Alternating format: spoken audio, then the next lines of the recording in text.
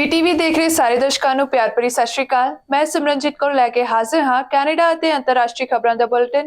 ਸਭ ਤੋਂ ਪਹਿਲਾਂ ਸ਼ੁਰੂਆਤ ਕਰਦੇ ਹਾਂ ਮੁੱਖ ਖਬਰਾਂ ਦੇ ਨਾਲ।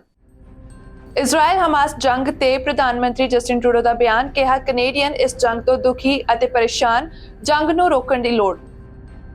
ਐਲਬਰਟਾ ਨੇ ਨਵੀਂ ਹੈਲਥ ਡਿਲੀਵਰੀ ਸਿਸਟਮ ਦਾ ਕੀਤਾ ਐਲਾਨ, ਨੌਕਰੀਆਂ ਦੀ ਸੁਰੱਖਿਆ ਲਈ ਕੋਸ਼ਿਸ਼ ਕਰਨ ਦਾ ਕੀਤਾ ਵਾਅਦਾ।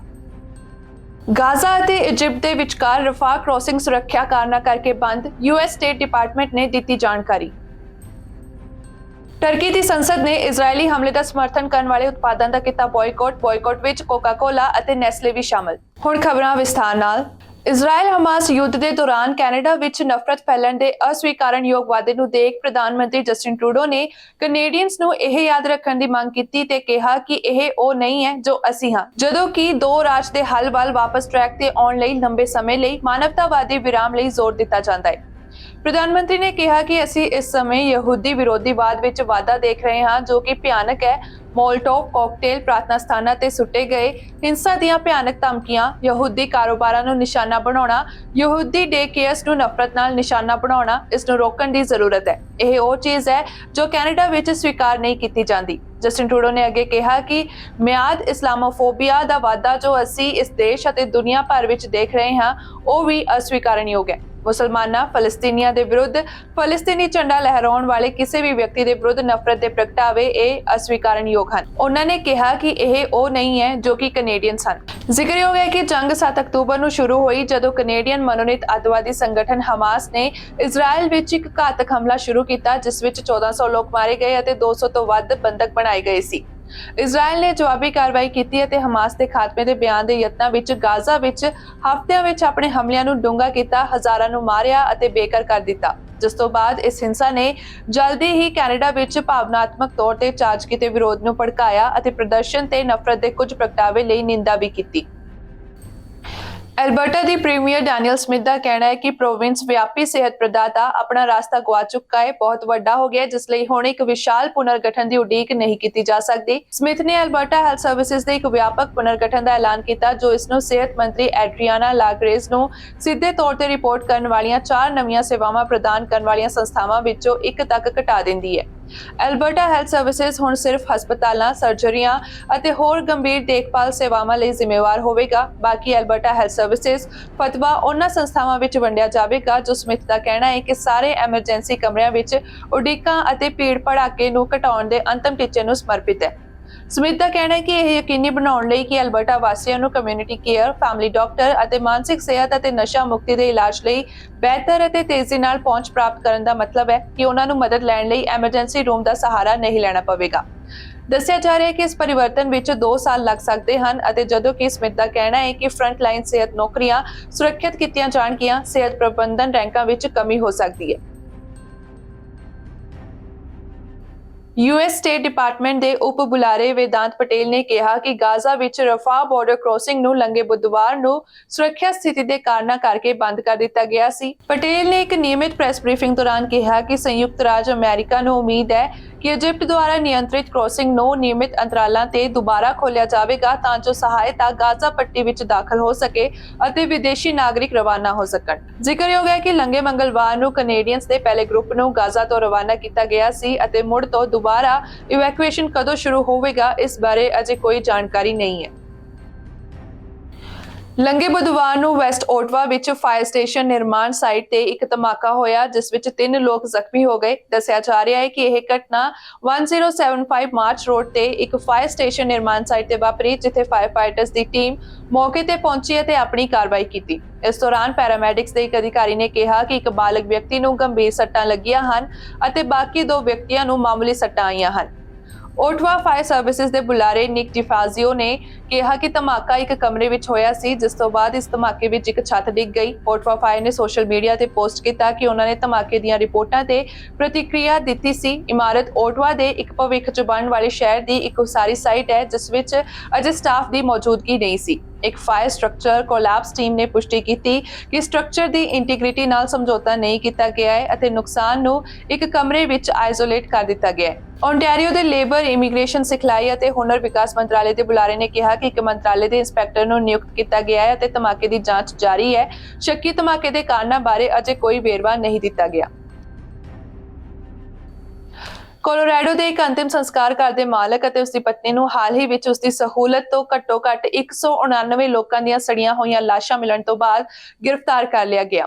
ਜੌਨ ਅਤੇ ਕੈਰੀ ਹੈਲਫਰੈਡ ਨੂੰ ਵੈਗਨਾਰ, ਓਕਲਾਹੋਮਾ ਵਿੱਚ 4 ਅਪਰਾਧਾਂ ਦੇ ਸ਼ੱਕ ਵਿੱਚ ਗ੍ਰਿਫਤਾਰ ਕੀਤਾ ਗਿਆ ਸੀ, ਜਿਸ ਵਿੱਚ ਇੱਕ ਲਾਸ਼ ਦੀ ਦੁਰਵਰਤੋਂ, ਚੋਰੀ, ਮਨੀ ਲਾਂਡਰਿੰਗ ਅਤੇ ਜਾਲਸਾਜ਼ੀ ਸ਼ਾਮਲ ਹੈ। ਜ਼ਿਲ੍ਹਾ ਅਟਾਰਨੀ ਮਾਈਕਲ ਐਲਨ ਨੇ ਇੱਕ ਨਿਊਜ਼ ਰਿਲੀਜ਼ ਵਿੱਚ ਕਿਹਾ ਕਿ ਘੱਟੋ-ਘੱਟ ਕੁਝ ਪੀੜਤ ਪਰਿਵਾਰਾਂ ਨੂੰ ਦੱਸਿਆ ਗਿਆ ਸੀ। ਇੱਕ ਆਦਮੀ ਦੇ ਅਨੁਸਾਰ ਜਿਸਨੇ ਜੇਲ੍ਹ ਵਿੱਚ ਇੱਕ ਕਾਲ ਦਾ ਜਵਾਬ ਦਿੱਤਾ ਪਰ ਆਪਣਾ ਨਾਮ ਦੇਣ ਤੋਂ ਇਨਕਾਰ ਕਰ ਦਿੱਤਾ, ਦੱਸਿਆ ਕਿ ਜੌਨ ਹੈਲਫਰਡ ਨੂੰ ਮਸਕੋਗੀ ਕਾਉਂਟੀ, ਓਕਲਾਹੋਮਾ ਜੇਲ੍ਹ ਵਿੱਚ ਰੱਖਿਆ ਗਿਆ ਸੀ ਪਰ ਉਸਦੀ ਪਤਨੀ ਨੂੰ ਉੱਥੇ ਹੋਣ ਵਜੋਂ ਸੂਚੀਬੱਧ ਨਹੀਂ ਕੀਤਾ ਗਿਆ ਹੈ। ਜਾਣਕਾਰੀ ਮੁਤਾਬਕ ਜੌਨ ਹੈਲਫਰਡ ਕੋਲ ਡੈਨਵਰ ਤੋਂ ਲਗਭਗ 100 ਮੀਲ ਦੱਖਣ ਵਿੱਚ ਸਥਿਤ ਇੱਕ ਛੋਟੇ ਜਿਹੇ ਕਸਬੇ ਪੈਨਰੋਜ਼ ਵਿੱਚ return to nature funeral home ਦੀ ਮਲਕੀਅਤ ਹੈ। ਪੁਲਿਸ ਵੱਲੋਂ ਉਦੋਂ ਜਾਂਚ ਕੀਤੀ ਗਈ ਜਦੋਂ 4 ਅਕਤੂਬਰ ਨੂੰ ਕੰਪਨੀ ਦੀ ਖੰਡਰ ਇਮਾਰਤ ਦੇ ਅੰਦਰ ਇੱਕ ਘਿਨੌਣੀ ਬਦਬੂ ਦੀ ਰਿਪੋਰਟ ਕੀਤੀ ਗਈ ਸੀ। ਅਧਿਕਾਰੀਆਂ ਨੇ ਸ਼ੁਰੂ ਵਿੱਚ ਅੰਦਾਜ਼ਾ ਲਗਾਇਆ ਸੀ ਕਿ ਅੰਦਰ ਲਗਭਗ 115 ਲਾਸ਼ਾਂ ਸਨ, ਪਰ ਬਾਅਦ ਵਿੱਚ ਅਕਤੂਬਰ ਦੇ ਅੱਧ ਵਿੱਚ ਸਾਰੇ ਅਵਸ਼ੇਸ਼ਾਂ ਨੂੰ ਹਟਾਉਣ ਤੋਂ ਬਾਅਦ ਇਹ ਗਿਣਤੀ ਵੱਧ ਕੇ 199 ਹੋ ਗਈ। ਜਿਸ ਦਿਨ ਬਦਬੂ ਦੀ ਰਿਪੋਰਟ ਕੀਤੀ ਗਈ ਸੀ ਉਸ ਤੋਂ ਅਗਲੇ ਦਿਨ ਯਾਨੀ ਕਿ 5 ਅਕਤੂਬਰ ਨੂੰ ਫਨਰਲ ਹੋਮ ਅਤੇ ਸ਼ਮਸ਼ਾਨ ਘਾਟ ਰਜਿਸਟ੍ਰੇਸ਼ਨ ਦੇ ਸਟੇਟ ਦਫ਼ਤਰ ਦੇ ਡਾਇਰੈਕਟਰ ਨੇ ਹੈਲਫਰਡ ਨਾਲ ਫੋਨ ਤੇ ਗੱਲ ਕੀਤੀ। ਹਾਲਾਂਕਿ ਸ਼ੁਰੂਆਤ ਵਿੱਚ ਜੌਨ ਵੱਲੋਂ ਪੈਨਰੋਜ਼ ਵਿੱਚ ਲਾਸ਼ਾਂ ਦੀ ਅਣਉਚਿਤ ਸਟੋਰੇਜ ਨੂੰ ਛੁਪਾਉਣ ਦੀ ਕੋਸ਼ਿਸ਼ ਕੀਤੀ ਗਈ ਸੀ, ਪਰ ਬਾਅਦ ਵਿੱਚ ਉਸਨੇ ਸਾਈਟ ਤੇ ਇੱਕ ਸਮੱਸਿਆ ਹੋਣ ਨੂੰ ਸਵੀਕਾਰ ਕੀਤਾ ਅਤੇ ਦਾਅਵਾ ਕੀਤਾ ਕਿ ਉਹ ਉੱਥੇ ਟੈਕਸੀਡਰਮੀ ਦੀ ਪ੍ਰੈਕਟਿਸ ਕਰਦਾ ਸੀ। ਨਵੰਬਰ 2022 ਵਿੱਚ ਪੈਨਰੋਜ਼ ਫਨਰਲ ਹੋਮ ਦੀ ਰਜਿਸਟ੍ਰੇਸ਼ਨ ਦੀ ਮਿਆਦ ਪੁੱਗਣ ਤੋਂ 10 ਮਹੀਨਿਆਂ ਤੋਂ ਵੱਧ ਸਮੇਂ ਤੱਕ ਰਾਜ ਦੇ ਰੈਗੂਲੇਟਰਾਂ ਨੇ ਸਾਈਟ ਦਾ ਦੌਰਾ ਕੀਤਾ ਜਾਂ ਹੈਲਫਰਡ ਨਾਲ ਸੰਪਰਕ ਕਰਨ ਦਾ ਕੋਈ ਸੰਕੇਤ ਨਹੀਂ ਹੈ। ਰਾਜ ਦੇ ਕਾਨੂੰਨ ਸਾਜ਼ਾਂ ਨੇ ਰੈਗੂਲੇਟਰਾਂ ਨੂੰ ਪਿਛਲੇ ਸਾਲ ਮਾਲਕਾਂ ਦੀ ਸਹਿਮਤੀ ਤੋਂ ਬਿਨਾਂ ਅੰਤਿਮ ਸੰਸਕਾਰ ਕਰਨ ਦੀ ਜਾਂਚ ਕਰਨ ਦਾ ਅਧਿਕਾਰ ਦਿੱਤਾ ਸੀ, ਪਰ ਵਧੇ ਹੋਏ ਨਿਰੀਖਣ ਲਈ ਕੋਈ ਵਾਧੂ ਪੈਸਾ ਪ੍ਰਦਾਨ ਨਹੀਂ ਕੀਤਾ ਗਿਆ ਸੀ। ਇਸ ਮਾਮਲੇ ਵਿੱਚ ਇੱਕ ਪਰਿਵਾਰ ਨੇ ਇੱਕ ਮੁਕੱਦਮਾ ਦਾਇਰ ਕੀਤਾ ਹੈ ਜਿਸ ਵਿੱਚ ਰਿਟਰਨ ਟੂ ਨੇਚਰ ਅਤੇ ਹੈਲਫਰਡਸ ਉੱਤੇ ਲਾਪਰਵਾਹੀ, ਧੋਖਾਧੜੀ, ਜਾਣਬੁੱਝ ਕੇ ਭਾਵਨਾਤਮਕ ਪਰੇਸ਼ਾਨੀ ਪਹੁੰਚਾਉਣ ਅਤੇ ਕਈ ਕੋਲੋਰਾਡੋ ਕਾਨੂੰਨਾਂ ਦੀ ਉਲੰਘਣਾ ਕਰਨ ਦੇ ਹੋਰ ਦੋਸ਼ ਸ਼ਾਮਲ ਹਨ। ਅਗਲੀ ਖਬਰ ਐਡਮਿੰਟਨ ਤੋਂ ਹੈ, ਜਿੱਥੇ ਪਾਰਕਲੈਂਡ ਕਾਉਂਟੀ ਦੇ 2 ਵਿਅਕਤੀਆਂ ਦੀ ਮੌਤ ਹੋ ਗਈ ਹੈ ਅਤੇ ਪਿਛਲੇ ਮਹੀਨੇ ਐਡਮਿੰਟਨ ਦੇ ਪੱਛਮ ਵਿੱਚ ਸਵੇਰੇ ਰੋਲ ਓਵਰ ਤੋਂ ਬਾਅਦ ਉਸੇ ਖੇਤਰ ਦੇ ਇੱਕ ਤੀਜੇ ਤੇ ਦੋਸ਼ ਲਗਾਇਆ ਗਿਆ ਹੈ। RCMP ਫਾਇਰ ਫਾਈਟਰਸ ਅਤੇ ਪੈਰਾਮੈਡਿਕਸ ਨੂੰ ਟਾਊਨਸ਼ਿਪ ਰੋਡ 531 ਅਤੇ ਰੇਂਜ ਰੋਡ 22 ਤੇ 23 ਅਕਤੂਬਰ ਨੂੰ ਦੁਪਹਿਰ 1:15 ਦੇ ਕਰੀਬ ਹਾਦਸੇ ਲਈ ਬੁਲਾਇਆ ਗਿਆ ਸੀ। ਪੁਲਿਸ ਨੇ ਲੰਘੇ ਬੁੱਧਵਾਰ ਨੂੰ ਇੱਕ ਨਿਊਜ਼ ਰਿਲੀਜ਼ ਵਿੱਚ ਐਲਾਨ ਕੀਤਾ। ਪੁਲਿਸ ਨੇ ਆਪਣੀ ਰਿਪੋਰਟ ਵਿੱਚ ਦੱਸਿਆ ਕਿ ਵਾਹਨ ਤੋਂ ਬਾਹਰ ਕੱਢੇ ਗਏ 2 ਯਾਤਰੀਆਂ ਨੂੰ ਜਾਨ ਬਚਾਉਣ ਦੇ ਯਤਨ ਪ੍ਰਦਾਨ ਕੀਤੇ ਗਏ ਸਨ। ਪਾਰਕਲੈਂਡ ਕਾਉਂਟੀ ਦੇ ਇੱਕ 22 ਸਾਲਾ ਵਿਅਕਤੀ ਨੂੰ ਘਟਨਾ ਸਥਾਨ ਤੇ ਮ੍ਰਿਤਕ ਐਲਾਨ ਦਿੱਤਾ ਗਿਆ ਸੀ। ਉੱਥੇ ਹੀ ਇੱਕ 25 ਸਾਲਾਂ ਦੇ ਆਦਮੀ ਨੂੰ ਗੰਭੀਰ ਹਾਲਤ ਵਿੱਚ ਹਸਪਤਾਲ ਲਿਜਾਇਆ ਗਿਆ ਸੀ, ਪਰ ਬਾਅਦ ਵਿੱਚ ਉਸ ਦੀ ਮੌਤ ਹੋ ਗਈ।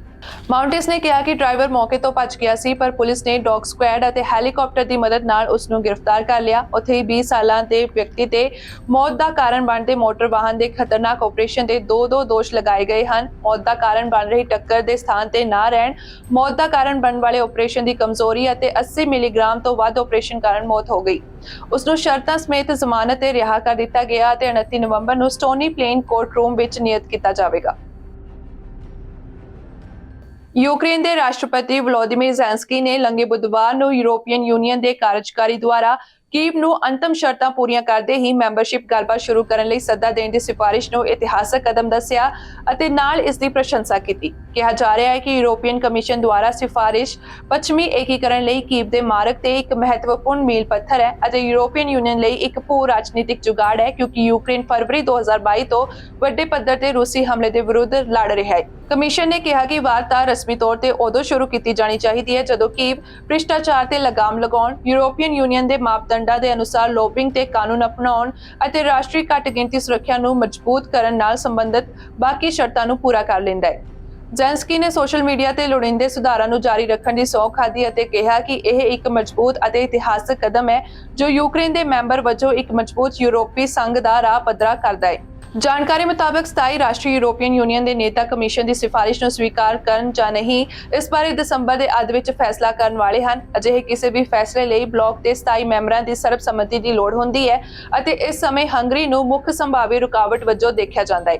ਜੇਕਰ ਇਸ ਨੂੰ ਸਵੀਕਾਰ ਕੀਤਾ ਜਾਂਦਾ ਹੈ ਤਾਂ ਯੂਰੋਪੀਅਨ ਯੂਨੀਅਨ ਦੇ ਅਧਿਕਾਰੀ ਅਗਲੇ ਸਾਲ ਕੀਵ ਨਾਲ ਰਸਮੀ ਰਲੇਵੇਂ ਦੀ ਗੱਲਬਾਤ ਸ਼ੁਰੂ ਹੋਣ ਦੀ ਉਮੀਦ ਕਰਦੇ ਹਨ। ਉਮੀਦਵਾਰਾਂ ਦੇ ਸ਼ਾਮਲ ਹੋਣ ਲਈ ਵਿਆਪਕ ਕਾਨੂੰਨੀ ਅਤੇ ਆਰਥਿਕ ਮਾਪਦੰਡਾਂ ਨੂੰ ਪੂਰਾ ਕਰਨ ਤੋਂ ਪਹਿਲਾਂ ਅਜਿਹੀਆਂ ਗੱਲਬਾਤ ਵਿੱਚ ਕਈ ਸਾਲ ਲੱਗ ਜਾਂਦੇ ਹਨ। ਬਲਾਕ ਜੰਗ ਵਿੱਚ ਕਿਸੇ ਦੇਸ਼ ਨੂੰ ਲੈਣ ਤੋਂ ਵੀ ਸੁਚੇਤ ਹੈ। ਮੱਧ ਅਮਰੀਕਾ, ਵੈਨਜ਼ੂਏਲਾ, ਕਿਊਬਾ ਅਤੇ ਹੇਟੀ ਦੇ ਲਗਭਗ 3000 ਪ੍ਰਵਾਸੀਆਂ ਨੇ ਲੰਘੇ ਬੁੱਧਵਾਰ ਨੂੰ ਮੈਕਸੀਕੋ ਦੇ ਮੁੱਖ ਦੱਖਣੀ ਰਾਜਮਾਰਗਾਂ ਵਿੱਚੋਂ ਇੱਕ ਤੇ ਆਵਾਜਾਈ ਨੂੰ ਰੋਕ ਦਿੱਤਾ ਤਾਂ ਜੋ ਅਮਰੀਕੀ ਸਰਹੱਦ ਤੱਕ ਪਹੁੰਚਣ ਲਈ ਟ੍ਰਾਂਜ਼ਿਟ ਜਾਂ ਐਗਜ਼ਿਟ ਵੀਜ਼ਾ ਦੀ ਮੰਗ ਕੀਤੀ ਜਾ ਸਕੇ। ਜਾਣਕਾਰੀ ਮੁਤਾਬਕ ਪ੍ਰਵਾਸੀਆਂ ਦਾ ਇਹ ਕਾਫਲਾ 30 ਅਕਤੂਬਰ ਨੂੰ ਗੁਆਟਾਮਾਲਨ ਦੀ ਸਰਹੱਦ ਦੇ ਨੇੜੇ ਟਾਪਾਚੁਲਾ ਸ਼ਹਿਰ ਤੋਂ ਉੱਤਰ ਵੱਲ ਅਮਰੀਕਾ ਨੂੰ ਪੈਦਲ ਤੁਰਿਆ ਸੀ। ਬਹੁਤ ਸਾਰੀਆਂ ਔਰਤਾਂ ਅਤੇ ਬੱਚਿਆਂ ਸਮੇਤ ਦਲ ਨੇ ਬਾਅਦ ਵਿੱਚ ਦੱਖਣੀ ਰਾਜ ਚਿਆਪਸ ਦੇ ਇੱਕ ਹੋਰ ਕਸਬੇ ਵੇਸ਼ਲਾ ਵਿਖੇ ਪੈਦਲ ਜਾਣਾ ਬੰਦ ਕਰ ਦਿੱਤਾ, ਜਿੱਥੇ ਉਹਨਾਂ ਨੇ ਮੈਕਸੀਕੋ ਨੂੰ ਪਾਰ ਕਰਨ ਲਈ ਅਸਥਾਈ ਯਾਤਰਾ ਦਸਤਾਵੇਜ਼ ਪ੍ਰਾਪਤ ਕਰਨ ਦੀ ਕੋਸ਼ਿਸ਼ ਕੀਤੀ ਅਤੇ ਉਸ ਤੋਂ ਬਾਅਦ ਲੰਘੇ ਬੁੱਧਵਾਰ ਨੂੰ ਪ੍ਰਵਾਸੀਆਂ ਨੇ ਵੇਸ਼ਲਾ ਦੇ ਬਿਲਕੁਲ ਬਾਹਰ ਹਾਈਵੇ ਨਿਰੀਖਣ ਬੂਥਾਂ ਨੂੰ ਬਲੌਕ ਕਰ ਦਿੱਤਾ।